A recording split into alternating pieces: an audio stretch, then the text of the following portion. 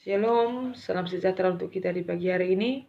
Firman Tuhan sebagai santapan rohani terambil dari Matius 8 ayat 5 sampai 10.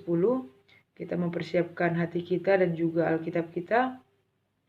Dan kita berdoa dalam diri masing-masing supaya Roh Kudus mengurapi hati kita dan mengerti maksud dari firman Tuhan di pagi hari ini. Kita sama-sama membaca Matius 8 ayat 5 sampai 11. Demikianlah firman Tuhan. Ketika Yesus masuk ke Kapernaum, datanglah seorang perwira mendapatkan dia dan memohon kepadanya, "Tuhan, hambaku terbaring di rumah karena sakit lumpuh dan dia sangat menderita." Yesus berkata kepadanya, "Aku akan datang menyembuhkannya." Tetapi jawab perwira itu kepadanya, "Tuhan, aku tidak layak menerima Tuhan di dalam rumahku. Katakan saja sepatah kata, maka hambaku itu akan sembuh. Sebab aku sendiri seorang bawahan, dan di bawahku ada pula prajurit. Jika aku berkata kepada salah seorang prajurit itu, 'Pergi,' maka ia pergi, dan kepada seorang lagi, 'Datang,' maka ia datang. Ataupun kepada hambaku, 'Kerjakanlah ini,' maka ia akan mengerjakannya." Setelah Yesus mendengarkan hal itu, heranlah ia dan berkata kepada mereka dan yang mengikutinya, "Aku berkata kepadamu, sesungguhnya iman sebesar ini tidak pernah aku jumpai pada seorang pun di antara orang Israel." Sampai situ firman Tuhan. Tema kita di pagi hari ini adalah pemimpin yang beriman. Pemimpin adalah suatu dambaan setiap orang. Pemimpin itu merupakan suatu kedudukan yang sangat baik bagi semua orang. Dan semua anak atau semua orang tua menginginkan menjadi seorang yang berhasil, yaitu seorang pemimpin. Seorang anak memimpikan dia menjadi seorang pemimpin, dan orang tua memimpikan anaknya menjadi seorang pemimpin. Karena pemimpin merupakan orang yang bijaksana, yang bisa memerintah bawahannya, memberi tugas pekerjaan kepada bawahannya. Tetapi seorang pemimpin juga memiliki tanggung jawab yang besar kepada setiap bawahannya atau anggotanya.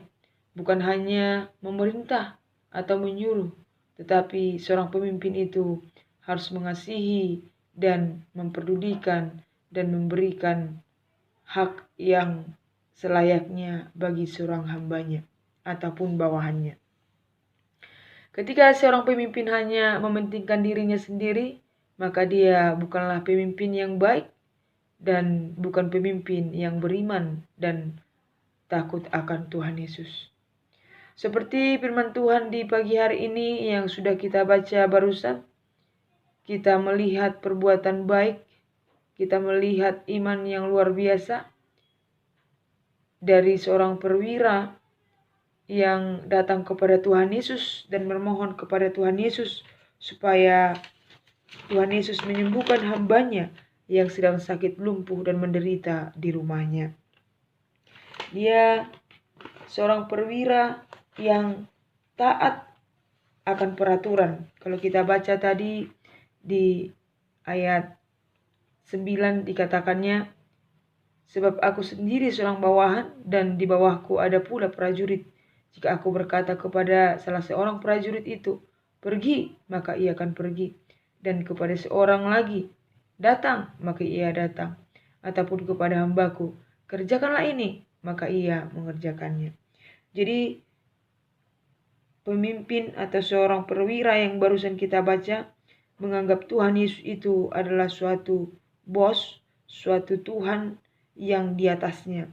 Dia hanya memerintah dan mengatakan di ayat 8 dikatakan, tetapi jawab perwira itu kepadanya, "Tuhan, aku tidak layak menerima Tuhan di dalam rumahku. Katakan saja sepatah kata, maka hambaku itu akan sembuh." Jadi seorang perwira ini memiliki iman yang luar biasa. Dia membuat Tuhan Yesus itu menjadi atasan, dan juga bukan hanya atasan, tetapi dia percaya bahwa Yesus mampu untuk menyembuhkan hanya dengan kata-kata. Ini merupakan suatu yang jarang kita temui pada saat ini. Banyak seorang pemimpin-pemimpin yang tidak takut akan Tuhan pada saat ini. Bahkan dalam situasi sulit, perekonomian masyarakat tidak bagus, banyak pemimpin-pemimpin yang tidak memperdulikan bawahannya, anggotanya, ataupun yang bekerja di dalam pekerjaan yang ditekuninya. Mereka hanya mementingkan diri sendiri dan tidak peduli dengan bawahan yang menderita. Ketika perwira itu melihat situasi dan kondisi hambanya yang sedang sakit tadi, karena dia memiliki iman kepada Tuhan Yesus, dengan berita yang luar biasa yang didengar pada waktu itu, maka perwira itu datang mencari Tuhan Yesus dan meminta kesembuhan kepada hambanya oleh Tuhan Yesus. Dan dia percaya bahwa Tuhan mampu menyembuhkan hanya dengan kata-kata, karena dia sudah percaya bahwa Yesus adalah Tuhan yang bisa menyembuhkan segala jenis penyakit apapun. Apa yang kita lihat setelah dia datang kepada Tuhan Yesus dan mengatakan imannya kepada Tuhan Yesus? Yang pertama, Tuhan Yesus heran dan kagum melihat iman seorang perwira. Karena tadi dikatakan Tuhan Yesus di ayat 10, tidak ada orang Israel yang memiliki iman kepadanya pada waktu Yesus datang ke dunia ini. Hanya perwira itu pun dari Kapernaum yang luar biasa mendengar imannya kepada Tuhan Yesus. Yang kedua, Tuhan Yesus memujinya karena hanya dia memiliki iman yang luar biasa pada waktu itu dibandingkan dengan bangsa Israel. Yang ketiga, Yesus menyembuhkan hambanya yang sedang sakit lumpuh hanya dengan kata-kata dari tempat yang jauh. Dan perwira tadi mengatakan dia tidak layak menerima Tuhan Yesus karena dia tahu siapa dirinya. Dia tahu bahwa dia manusia yang berdosa. Sehingga dikatakan tadi, hanya sepatah kata saja katakan, maka hambaku itu akan sembuh. Ini merupakan iman yang luar biasa yang kita pelajari di pagi hari ini.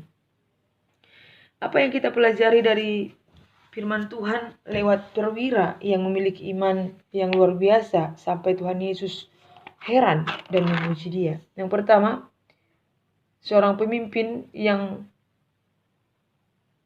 harus kita lakukan adalah beriman dan takut akan Tuhan. Yang kedua, kita harus melakukan kasih kepada hamba-hamba kita ataupun kepada pekerja-pekerja kita ataupun kepada bawahan kita ketika kita nanti menjadi seorang pemimpin. Yang ketiga, Tuhan melihat hati dan iman yang kita miliki. Apakah kita memiliki iman yang sama seperti iman perwira itu? Karena Tuhan melihat iman yang betul-betul percaya kepada Tuhan Yesus. Kita akan memulai iman kita, menumbuhkan iman kita mulai dari anak-anak. Kita harus latih bagaimana kita harus tetap setia dan percaya kepada Tuhan Yesus, mengimani Yesus adalah Tuhan dan Juru Selamat kita. Walaupun kita tidak lihat secara mata, tapi kita percaya dalam hati kita bahwa Dia ada, bahwa Dia selalu memberkati hidup kita. Janganlah kita hanya jangan kita mengatakan kita orang yang beriman. Kalau kita beribadah, kita bergereja, tetapi Tuhan melihat hati kita dan iman kita dan buah dari iman kita yang kita perbuat dalam hidup kita. Jadi ketika kita mengatakan kita sudah berdoa, kita sudah bernyanyi, kita sudah membaca firman Tuhan, untuk siapa kita lakukan itu? Apakah untuk menyenangkan orang lain? Apakah untuk menyenangkan guru? Apakah untuk menyenangkan orang tua? Ketika kita berdoa, membaca firman Tuhan dan ke gereja, apakah kita ingin dipuji manusia? Tuhan melihat hati kita. Kita mau melakukan ibadah kepada Tuhan, berdoa kepada Tuhan, itu semua karena kita betul-betul percaya kepada Tuhan Yesus dan hanya memandang Tuhan Yesus. Yang keempat, ketika kita menjadi seorang pemimpin, kita harus sadar bahwa ada yang lebih tinggi lagi di atas kita, yaitu orang lain yang bisa memimpin kita. Jadi kita tidak perlu sombong, tetapi kita harus taat kepada atasan kita dan mengasihi dan bertanggung jawab kepada bawahan kita. Yang kelima, walaupun kita pandai atau lebih baik dari orang lain, atau lebih dari kita rasa kita lebih pintar dari orang lain, tapi kita harus tahu bahwa kita tak mampu melakukan apapun tanpa pertolongan Tuhan. Kita memiliki kelemahan, kita memiliki kekurangan, sehingga kita butuh pertolongan Tuhan setiap hari, hari lepas hari, detik demi detik ya, sehingga kita mampu untuk menjalani hidup kita, dan kita harus mengandalkan Tuhan dalam pekerjaan kita, dalam kehidupan kita sehari-hari. Kita mau Tuhan Yesus heran melihat iman kita yang kuat kepada Tuhan Yesus.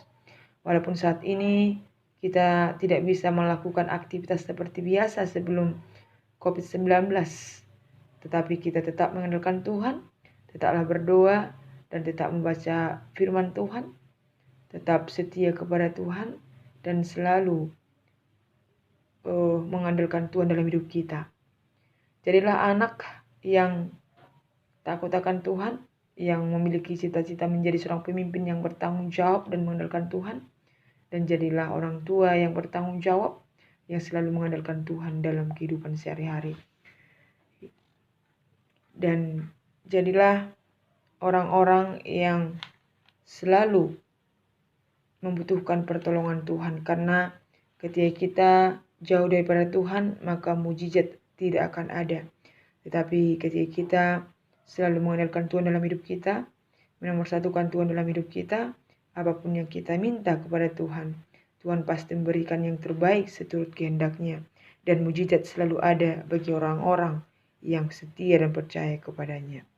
Seperti si seorang perwira tadi yang sudah kita baca, yang memiliki iman yang besar, dan dia memiliki tanggung jawab yang besar juga kepada bawahannya, dan dia memiliki suatu ketaatan kepada pemimpinnya dan juga kepada Tuhannya, yaitu Tuhan Yesus.